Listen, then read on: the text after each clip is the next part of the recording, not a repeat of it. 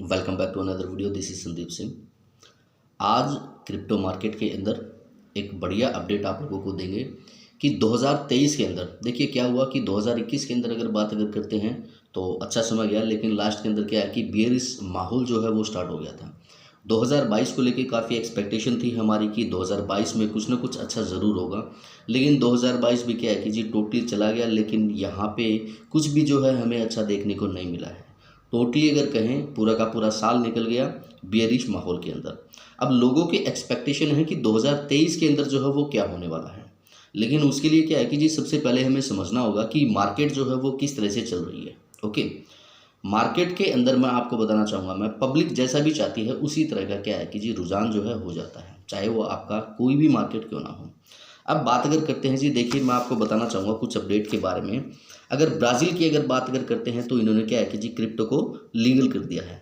Nigeria के अंदर भी क्या है कि जी बिटकॉइन का ट्रांजैक्शन जो है लीगल आपका कर दिया गया है। इटली में बिटकॉइन के क्या है कि जी एटीएम तक लगे हुए हैं। ओके, इसके बाद में अगर बात करते हैं दुबई के बारे में, तो दुबई के बारे में तो आपको पता है कि जी क्रिप्टो को कितना प्रमोट करता है। एल सेल्वेडोर जो है वो कितना इसको प्रमोट करता है। और बात अगर करते हैं जी इंडिया की, तो इंडिया तो अभी भी क्या है कि कंफ्यूज है कि वो कोई रेगुलेशन लेके आए, इसको बंद करे क्या ना करे। इंडिया के बारे में एक चीज़ तो बड़ी ही मज़ेदार है, समझिएगा। 30% टैक्स तो ये ले रहे हैं, लेकिन बावजूद उसके ये बोल रहे हैं कि क्रिप्टो का रेगुलेशन लेके आएंगे, और साथ ही साथ में इस तरह से भी बात कर रहे हैं कि क्रिप्टो को बैन कर देना चाहिए। ठीक है, अदर कंट्री के साथ में क्या है कि ये क्रिप्टो को लेके बैन करने का भी क्या है कि प्लान ये बना रहे हैं। यानी कि किसी चीज़ को बैन भी करना चाहते हैं, रेगुलेशन भी लेके आना चाहते हैं, और 30% टैक्स तो जो ले ही रहे हैं दोस्तों।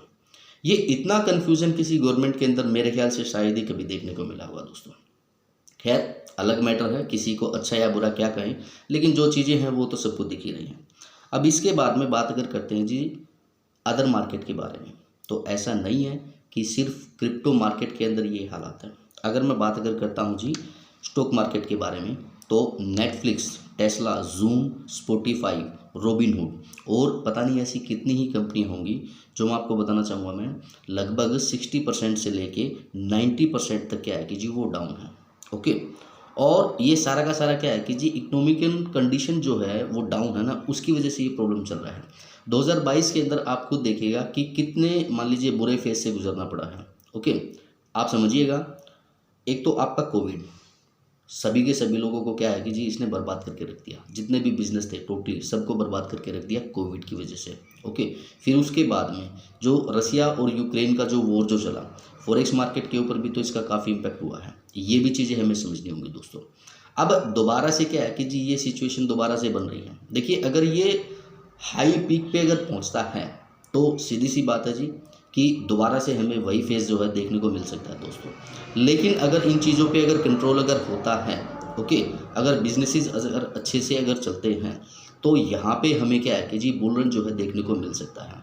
अब बात अगर करते हैं जी इन्वेस्टमेंट के बारे में, काफ़ी लोगों ने मेरे से पूछा था कि सर अगर मान लीजिए क्रिप्टो के अंदर अगर हमें इन्वेस्टमेंट अगर करना है तो कौन से कॉइन के अंदर हमें इन्वेस्टमेंट जो है करना चाहिए। देखिए दोस्तों, आपको सबसे पहले तो एक चीज़ मैं बताना चाहूँगा। मैं आज क्रिप्टो के अंदर अगर आपको ये लगता है कि क्रिप्टो बैन नहीं हो सकता इंडिया के अंदर, सबसे पहली चीज़ आपको मैं यहाँ पे बताना चाहूँगा मैं, क्योंकि हम ये नहीं कह सकते कि इन फ्यूचर ये होगा और ये नहीं होगा।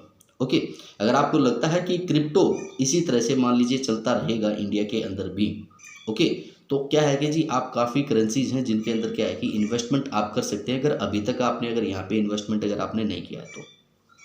फर्स्ट ऑफ ऑल आपको बताना चाहेंगे दोस्तों अटोम के बारे में, ATOM। ओके, इन्वेस्टमेंट अगर आप करना अगर चाहें, काफ़ी डाउन प्राइस में आपको मिल रहा है दोस्तों, आप यहाँ पे इन्वेस्टमेंट जो है कर सकते हैं।